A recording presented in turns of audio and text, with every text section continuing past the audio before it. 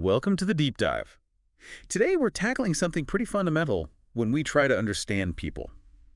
How can we, really know if what they tell us about themselves is, well, reliable? Exactly. We're diving into psychological testing, specifically validity scales. And we're focusing on a big one, right? The Yeah. MMPI-3, the Minnesota Multiphasic Personality Inventory 3. That's the one. It's super widely used.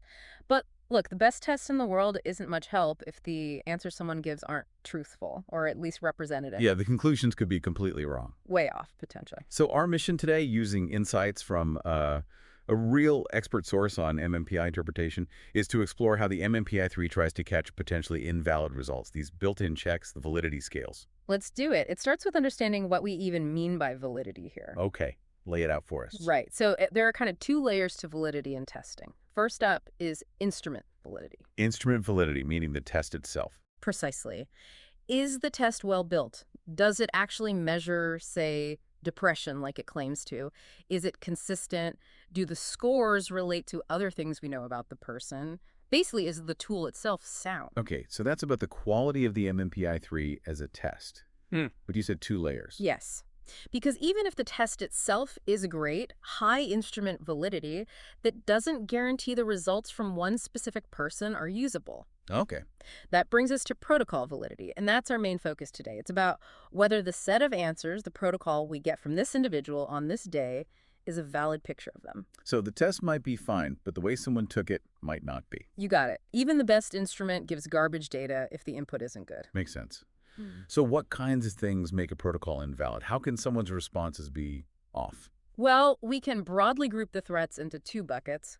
First, there's non-content-based invalid responding. Non-content-based, so nothing to do with what they're saying, but how they're answering. Exactly. This includes just not answering items. Right. Skipping questions. Okay. Leaving blanks. Right. Or random responding. Just marking answers without reading, maybe clicking bubbles randomly. Would that be on purpose or accidental? Both, actually. Someone might intentionally sabotage the test by responding randomly. Or it could be unintentional. Maybe they have trouble reading, don't understand the instructions, they're disoriented, or, even just mismarking the answer sheet accidentally. Lots of reasons for randomness then. Yeah. And another non-content type is fixed responding. This is where someone gets stuck in a pattern. Like always answering true or always false. Exactly like that. Always true, always false. This one's more likely to be intentional, someone trying to maybe rush through or just not engage. We have to be a bit careful with questions phrased as double negatives here, too. Yeah, those can trip anyone up, but especially if you're just answering true to everything. Right. So that whole group is about the process of answering, not the meaning. Okay, so what's the other bucket of threats? That's content-based invalid responding. Now we are looking at the substance of their answers. And what does that involve? Two main things here. Over-reporting and under-reporting. Over-reporting. Like exaggerating problems. Yes, exaggerating symptoms, maybe even making things up entirely. Now, this could be intentional. Someone trying to look worse off than they are. Could be.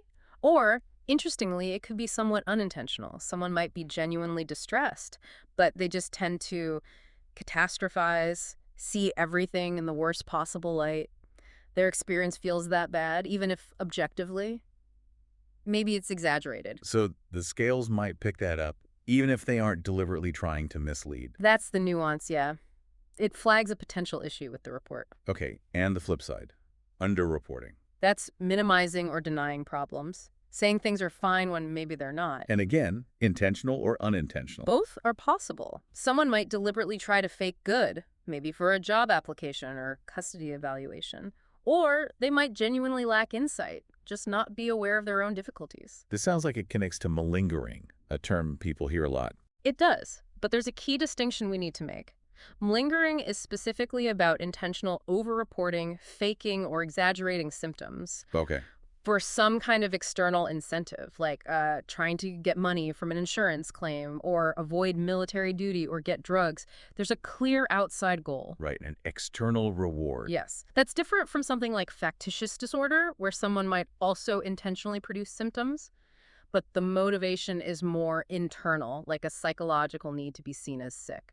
Malingering is about that external gain. Got it. Can the MMPI-3 actually diagnose malingering? That's crucial. No. No psychological test, including the MMPI-3, can definitively say this person is malingering. Full stop. Good. But the validity scales can provide really strong evidence that might support or suggest malingering, especially when you combine the test results with everything else you know, the person's history, the context, other test results. So it's a piece of the puzzle? A very important piece. And one more complexity.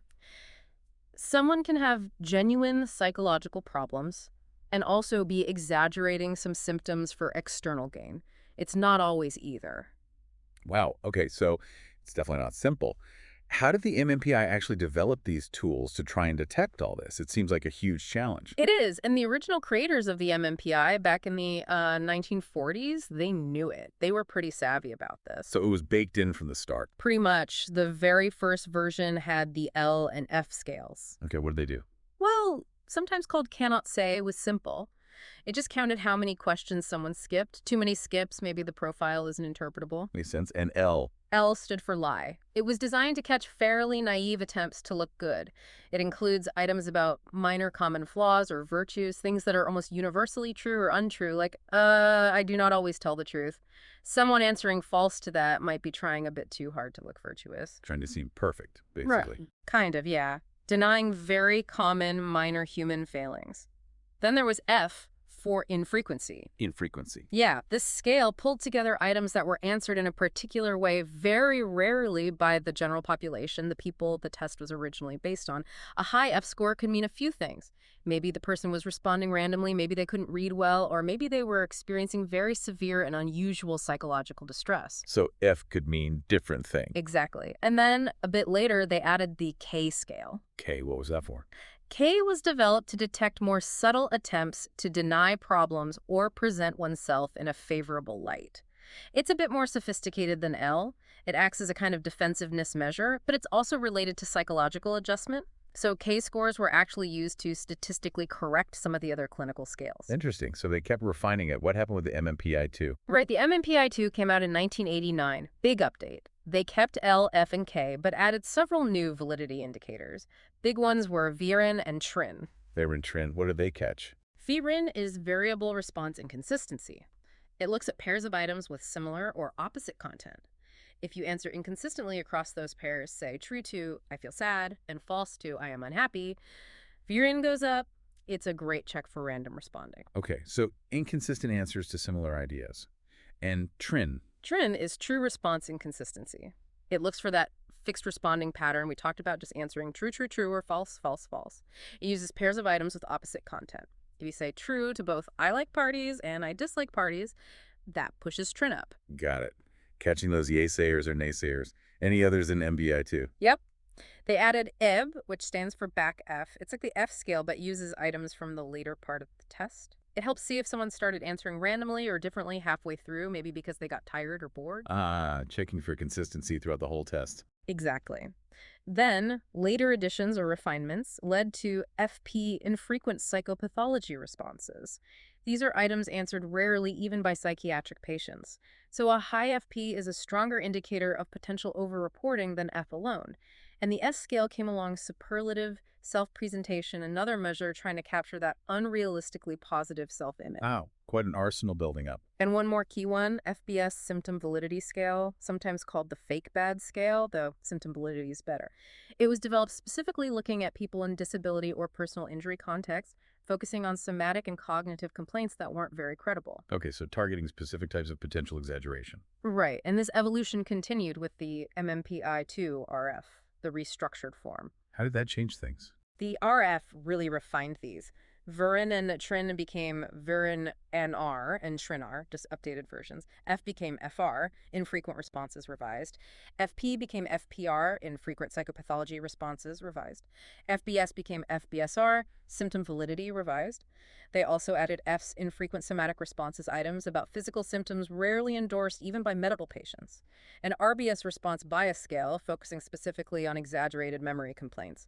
L and K were also updated, becoming LR, and KR. So a lot of refinement and some new tools focus on specific areas like somatic symptoms and memory. Exactly. All that development really set the stage for the current MMPI-3 validity scales. Okay, let's bring it to the present. What are the key validity scales in the MMPI-3 we should know about? All right, the MMPI-3 lineup includes updated versions of many we've discussed. We've got Crane Combined Response and Consistency. This is new. Cree-Creen, what's that combine? It's sort of an overarching measure that draws from both variable inconsistency, like VRIN detects, and fixed responding, like TRIN detects. Think of it as a broad initial check for inconsistent answering patterns. Okay, a general inconsistency flag. Then you have the more specific VON and TRIN, similar to the RF versions, digging into those specific types of inconsistency. Variable and true-false patterns. Yeah, and then in frequency family, F, infrequent responses across the general population, FP, infrequent psychopathology responses, rare even in psychiatric groups, and Fs, infrequent somatic responses, rare even in medical patient groups. So flagging unusual answers in different comparison groups. Precisely. Then we have FBS, Symptom Validity Scale, looking for non-credible somatic and cognitive complaints, and RBS, Response Bias Scale, focusing on those exaggerated memory issues. Still targeting those specific areas of potential overreporting. Yep. And finally, we have L, Uncommon Virtues, looking for claims of implausibly high morality or goodness, and K, Adjustment Validity, assessing claims of unrealistically high psychological adjustment or functioning. So L and K are still checking for potential underreporting or defensiveness. Exactly. So you see, there's this whole suite of scales trying to catch different ways a protocol might be invalid inconsistency. Over-reporting general distress, over-reporting specific psychopathology, over-reporting somatic issues, over-reporting cognitive problems, or under-reporting, and defensiveness. It really is a comprehensive toolkit. Right. But you mentioned earlier, it's not always straightforward interpreting these Yeah. confounds. Yes, that's the critical next step. Seeing a high score on one of these scales, well, it definitely gets your attention. But it's not the end of the story. There can be other reasons for elevations. Like what? Can you give an example? Sure. Take the F scale infrequent responses. Someone experiencing, say, a genuine psychotic episode might endorse a lot of very unusual experiences and beliefs that could push their F scale score way up. So the high F score could actually reflect their genuine, albeit unusual state. Exactly. It doesn't automatically mean they're faking or responding randomly. It could be a valid reflection of severe distress. Or take the L scale uncommon virtues. Someone from a cultural background with very different norms about modesty or admitting flaws might score higher on L without any intention to deceive. Ah, so cultural factors or the severity of actual symptoms can muddy the waters. They absolutely can. That's why we call them confounds. They potentially confuse the interpretation of the validity scale score. So how do clinicians deal with that? You can't just ignore a high score, can you? No, you definitely can't ignore it. A high score is a flag that says, pay attention, investigate further. What the MMPI-3 manual strongly advises and what good practice dictates is looking at the entire pattern of validity scales. Not just one in isolation. Never just one in isolation. You look at the configuration. You also absolutely must consider the person's background, their history, the reason they're being tested, and information from other sources like clinical interviews, other test results, medical records. It's about integrating everything. Totally. The validity scales provide crucial data, but they have to be interpreted within that broader context. That makes a lot of sense. Maybe seeing how this plays out in some real-world scenarios would help solidify it. Great idea. Let's look at a few cases. First one. A 48-year-old woman worked as a gas station sales associate. She injured her low back at work, leading to a workers' compensation claim. Okay, a work injury case. Common scenario for MMPI use. Right. She had back surgery, but it apparently failed, didn't relieve the pain. Following that, she reported a significant deterioration in her mood. Described herself as moody, overly emotional, having a hair-trigger temper, and losing her sex drive. So physical injury leading to emotional fallout. Seems like it. She also mentioned conflict at work, feeling a lot of emotional distress, like crying frequently and dreaded going to work. What about her background? Pretty tough. Her psychosocial history included an unstable childhood, lots of moves, parents separated, her father died when she was young, and she reported some history of abuse. She had had some depressive symptoms before, linked to money stress, but said they'd resolved. Okay, so pre-existing vulnerabilities maybe. Possibly. Now, for the testing, she was given some performance validity tests. These are different. They check effort on cognitive tasks. She showed good effort on those, like the WMT and NV-MSVT. Her scores on cognitive tests were average. Her RDS score, which is related to depression severity, was 7, suggesting mild to moderate symptoms. Okay, good effort on cognitive stuff. What did the MMPI-3 validity scales show? Uh-huh. Here's where it gets interesting. Her F scale, infrequent responses, and F scale, infrequent somatic responses, were notably elevated, higher than the average scores typically seen even in forensic disability claimant groups. So reporting unusual overall distress and unusual physical symptoms. Correct. Her FBS, symptom validity, and RBS, response bias scale, were also elevated, suggesting potential non-credible somatic cognitive complaints and exaggerated memory issues. On the other hand, her L and K scales were below average, suggesting she wasn't trying to look overly virtuous or well-adjusted. Hmm. So multiple flags for overreporting, especially somatic and cognitive stuff, but not defensiveness. How is this interpreted? Well, considering her history, the failed surgery, the reported mood changes, and the context of a disability claim, the elevations were noted as suggesting possible symptom exaggeration. However, given the overall clinical picture and history, the evaluator didn't just dismiss her report. The diagnosis given was adjustment disorder with depressed mood. Adjustment disorder, despite the high validity scales. Yes. They concluded she didn't need psychological work restrictions, but recommended cognitive behavioral therapy, CBT, for her mood symptoms. So the validity scales flagged potential overreporting, which was considered, but didn't prevent a diagnosis or recommendation for treatment based on the whole picture. That really shows the importance of context. The scores weren't taken in a vacuum. Exactly. Let's contrast that with case 2. A 32-year-old male, warehouse worker, injured his right side and knee in a fall at work. Another work injury. Yep.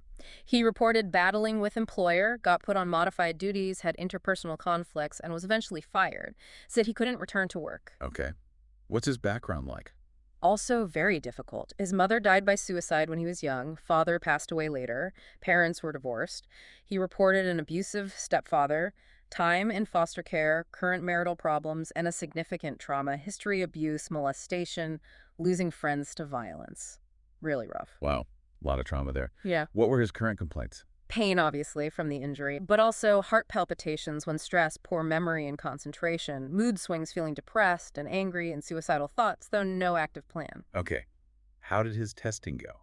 Perform his validity first. On one performance validity test, the WMT, there was a caution result suggesting potentially inconsistent effort there. His RDS score was 6, again suggesting mild-moderate depressive symptoms based on that brief scale. So maybe a little question about effort on the cognitive side. What about the personality and symptom inventories? This is where things really stood out. On the MMPI-3 and also another test, the PAI, there was evidence of significant overreporting. Multiple validity scales were highly elevated. F, FP, FS, FBS, RBS. Extremely high. Much higher than typically seen even in genuine, severely distressed psychiatric patients. Other indicators across different tests also pointed towards substantial symptom exaggeration. Whoa. So unlike the first case, this wasn't just elevated, but extremely elevated across the board. Extremely elevated, yes, suggesting a broad pattern of potentially non-credible symptom reporting. And how did that compare to the cognitive test effort? That was the key discrepancy. While there was that one caution on the WMT, overall cognitive testing didn't suggest profound impairment. But the self-report of psychological and cognitive symptoms was just off the charts. So what was the conclusion there? The conclusion was that there was strong, consistent evidence of prominent symptom overreporting across multiple domains. Because this presentation was considered likely invalid, the evaluator concluded that a reliable psychological diagnosis could not be established in the context of the disability claim. So in this case, the validity scales were so extreme and contrasted with other data that they basically invalidated the self-report part of the assessment for diagnostic purposes. That's a good way to put it. The level of flagged overreporting made it impossible to trust the clinical picture presented via self-report. Okay, one more case. You mentioned one that's a bit different. Yes, case 3. This involves underreporting. A 32-year-old man, let's call him Mr. A, he's applying for an entry-level police officer position. High-stakes situation, but in the opposite direction, trying to look good. Exactly. During the pre-employment psychological interview, he was noted as being very guarded, very defensive. Okay, and the MMPI-3. His validity scale profile showed significant elevations on scales associated with underreporting, likely LR and KR, though the specifics aren't given. The description is clear. The report stated his results indicated a level of underreporting that was uncommon even for police candidates, who were expected to be somewhat cautious or defensive. So even compared to others trying to make a good impression, he stood out as overly guarded. Yes. And the critical point made was this. The absence of high scores on the clinical scales, like depression, anxiety, etc., could not be interpreted as confirming the absence of problems. Because his guardedness might be hiding those problems. Precisely. His underreporting style made it impossible to know if he genuinely had no issues relevant to police work or if he was effectively concealing them. So what was the feedback or outcome? The feedback to the hiring agency was that Mr. A presented a significant risk due to his uncooperative and guarded approach during the evaluation. His unwillingness to be open prevented a confident assessment of his suitability. So the validity scales flagging underreporting were key to identifying that risk, even without specific clinical scale elevations. Absolutely. It showed that the self-report wasn't necessarily reliable, but in the direction of minimizing problems rather than exaggerating them.